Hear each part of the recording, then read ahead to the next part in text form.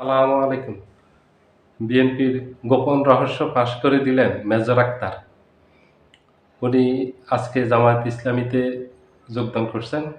জামায়াতের কেন্দ্রীয় কার্যালয় মগবাজারে, সেখানে গিয়ে জামায়াতের আমির এবং জামায়াতের সেক্রেটারি জেনারেল মিয়া গোলাম পারোয়ারের হাতে ফুলের তোড়া দিয়ে জামায়াতে অংশগ্রহণ করছেন। আগামী নির্বাচন উনি জামায়াত থেকে নির্বাচন করবেন কিশোরগঞ্জে কটিয়াদি থেকে, যেখান থেকে উনি ৫ বার সংসদ সদস্য নির্বাচিত হয়েছেন।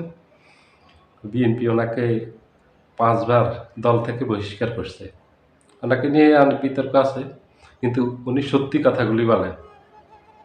এখন বিএনপির মতো রাজনৈতিক দল, বিএনপি, আওয়ামী লীগ, জাতীয় পার্টি, এদের গঠনতন্ত্র প্রায় একই রকম। আপনি স্বাধীনভাবে কোনো মত প্রকাশ করতে পারবেন না, আপনি স্বাধীনভাবে কোনো বক্তব্য দিতে পারবেন না। দলের বাহিরে গিয়ে দল করতে হলে আপনাকে দল যে বক্তব্য বলবে দিতে, সেটা দিতে হবে। তার বাহিরে গিয়ে আপনি কোনো বক্তব্য দিতে পারবেন না, তাহলে দল থেকে বহিষ্কার করা হবে। এটা দলের গঠনতন্ত্রেই আছে। এই জন্য ওনাকে গঠনতন্ত্র মেনেই ৫ বার বহিষ্কার করছে। কিন্তু উনি একটু স্বাধীনচেতা মানুষ। উনি যখন যেটা বলতেন, সত্যি কথাটাই বলতেন। এটা নিয়ে ওনাকে অনেক বিতর্ক আছে। ১৯৯৬ সালে উনি তখনও এমপি, উনি ৯১ সালেও এমপি ছিলেন। ৯৬ সালে এমপি হন। আপনাদের অনেকের মনে থাকার কথা, ৯৬ সালে বিএনপি যখন সংসদ বয়কট করল, তখন উনি একমাত্র সংসদ সদস্য যিনি সংসদে যোগদান করলেন। ওনার যুক্তি হলো, আমরা যদি সংসদ বয়কট করি তাহলে আমাদের জনপ্রিয়তায় ধস নামবে, এবং আমরা জনগণের যে প্রতিনিধি হয়ে গেছি সংসদে, তাহলে তো আমরা জনগণের প্রতিনিধিত্ব করতে পারলাম না। আমরা তো জনগণকে প্রতিশ্রুতি দিয়েছি, আমাদেরকে ভোট দেন, আমরা আপনাদের প্রতিনিধিত্ব করব, সংসদে গিয়ে আপনাদের কথা বলবো, এলাকার উন্নয়নের কথা বলবো। কারণ একজন এমপির সবচেয়ে বড় জায়গা হলো সংসদ। সংসদে গিয়ে উনি ওনার এলাকার উন্নয়নের কথা বলতে পারবেন, ওনার এলাকার সমস্যার কথা বলতে পারবেন। সমাধান সংসদে হবে।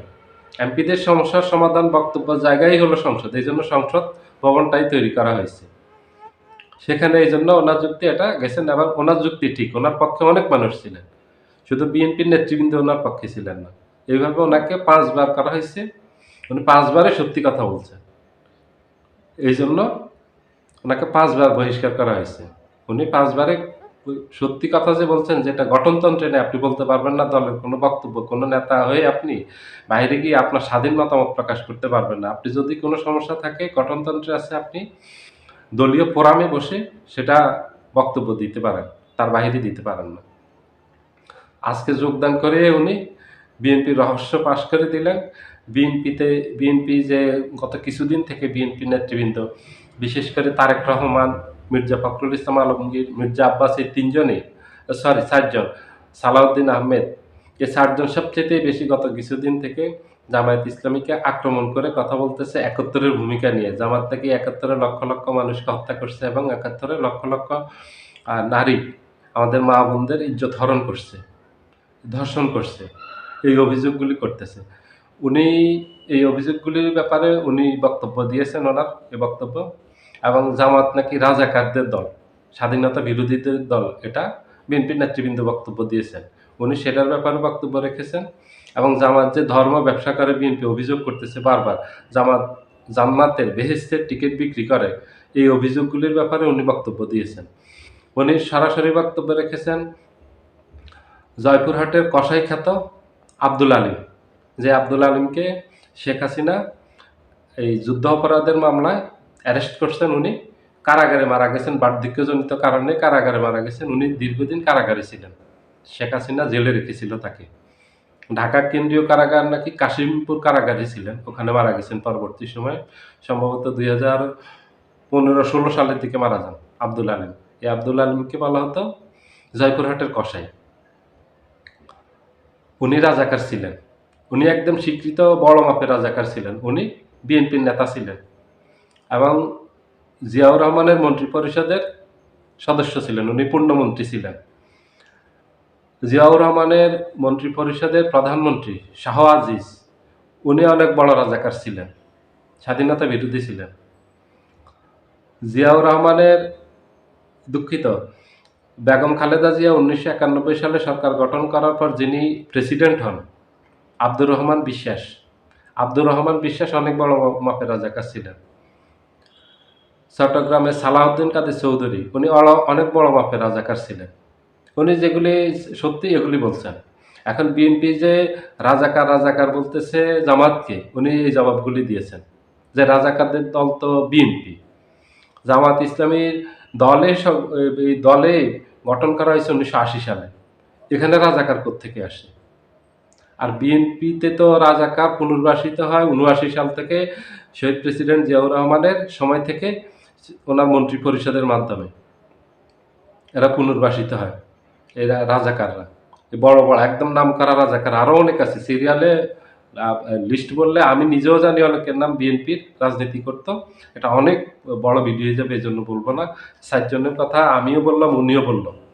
এই 7 জনের কথা আমি নিজেও জানি, উনি না বললেও। রাজাকারের এই জবাবটা দিয়েছেন। এবং এই যে 71 সালের যে হাজার হাজার মানুষকে, নারী পুরুষকে, সরি আমাদের 71 সালে মা বোনদেরকে যে বলা হয়, মিথ্যা কথা বলা হয়, যে গুজব রটানো হয়েছে, যে একটা ন্যারেটিভ তৈরি করা হয়েছে, বিএনপি ন্যারেটিভ তৈরি করছে যে লক্ষ লক্ষ মা বোনের ইজ্জত হরণ করছে জামায়াত ইসলামী, সেটা সম্পর্কে দিয়েছেন, উনি বক্তব্য দিয়েছেন যে 71 সালে এগুলি কিছুই হয়নি, এত নারী পুরুষ ধর্ষিত হয়নি। যারা ধর্ষণ করছে ওটা জামায়াত কারণে, ওটা পাকিস্তানি আর্মি করছে, ওরা পাকিস্তানে চলে গেছে। ওদেরকে শেখ মুজিব 185 জনকে যাদেরকে যুদ্ধ অপরাধের দায়ে অভিযুক্ত করছে, শেখ মুজিব তাদেরকে নিঃশর্ত ক্ষমা করে দিয়ে পাকিস্তানে পাঠিয়ে দিয়েছে।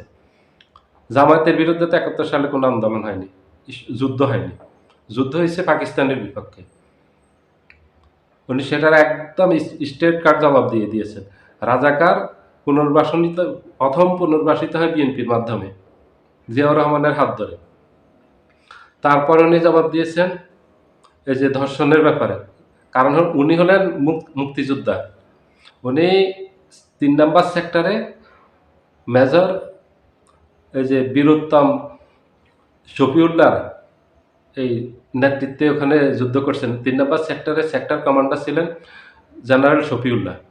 আর ওই সেক্টরের অধীনে উনি যুদ্ধ করছেন, সরাসরি যুদ্ধে অংশগ্রহণ করছেন। উনি অনেক বড় মাপের মুক্তিযোদ্ধা, মেজর আক্তার, এটা সবাই জানেন।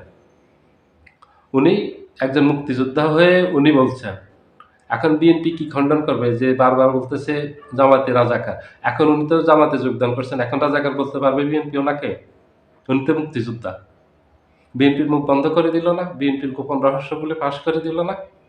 মানুষকে বেশি নাড়ালে পরে এটা গান্ধা হয়ে যায়, এটা নষ্ট হয়ে যায়, দুর্গন্ধ বের হয়। এই জন্য যে কোনো জিনিস বেশি নাড়ানাড়ি করতে নেই। বিএনপি 1991 সালে সরকার গঠন করতে পারে না। জামায়াতের সমর্থন নিয়ে বিএনপি 91 সালে সরকার গঠন করছে। 1996 সালে শেখ হাসিনা আসার পর 1997 সালে 4 দলীয় জোট গঠন করে শেখ হাসিনার বিরুদ্ধে জামায়াত সহ একসাথে আন্দোলন করছে।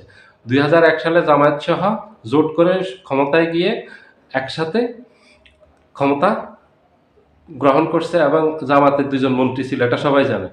গত 15 বছরে বিএনপি আর জামায়াত ইসলামী একসাথে আন্দোলন করছে। তখন তো তাদেরকে রাজাকার বলেনি, তখন তো তাদেরকে ধর্ম ব্যবসায়ী বলেনি, তখন তো তাদেরকে বলেনি তারা এই বেহেশতের টিকিট করে। এখন বিএনপির ভূমিকা হলো আওয়ামী লীগের অবস্থায় গেছে। আপনি আওয়ামী লীগ করলে মুক্তিযোদ্ধা, এবার আপনার বয়স যদি 30 বছর হয় সমস্যা নেই, 40 বছর হয় সমস্যা নেই, 50 বছর। আপনি দেখেন না এখনো প্রশাসনে অনেকে চাকরি করে যাদের বয়স হলো 50, তারা মুক্তিযোদ্ধা সার্টিফিকেট নিয়ে তারা চাকরি করতেছেন। এটার মানে হলো আপনি যদি বিএনপি করেন তাহলে আপনি মুক্তিযোদ্ধা, আপনি বিএনপি যদি করেন তাহলে আপনি ধর্ম ব্যবসায়ী না। এবার আপনি যত বড় আলেম ওলামা হন, কারণ বিএনপির ওলামা দল আছে। বিএনপি যদি ধর্মীয় রাজনীতি না করে তাহলে বিএনপি ওলামা দল রাখছে কি জন্য? বিএনপি যদি এত পরিচ্ছন্ন দল হয় কেন রাখছে? উনি সবগুলি জবাব দিয়েছেন, বিএনপির গোপন রহস্য ফাঁস করে দিয়েছেন। এই যে বারবার বিএনপি 71 নিয়ে জামায়াতকে যে অভিযুক্ত করতেছে, একটা ন্যারেটিভ তৈরি করছে, এটা নিয়ে জবাব দিয়েছেন। ধর্ম ব্যবসা নিয়ে জবাব দিয়েছেন। 71-এ যে ধর্ষণ হয়নি না এবং এটার জন্য যে জামায়াত ইসলামী দায়ী না, ধর্ষিত হয়েছে যারা হয়েছে এটা পাকিস্তানি আর্মি করছে, এটা যে জামায়াতের সাথে কোনোভাবে সম্পর্কিত না, এটা বলছেন উনি। কারণ বাংলাদেশ জামায়াত ইসলামী এই দলটাই গঠন করা হয়েছে 80 সালে। এখানে ধর্ষণকারী কোত্থেকে আসবে? এখানে এই যুদ্ধ অপরাধী কোত্থেকে আসবে? এখানে রাজাকার আসবে কোত্থেকে? এখানে কেউ আসেনি রাজাকার। যারা ছিল তাদেরকে পাকিস্তানে পাঠিয়ে দিয়েছে, আর একটা অংশকে তো শেখ হাসিনা ফাঁসি দিয়েছে।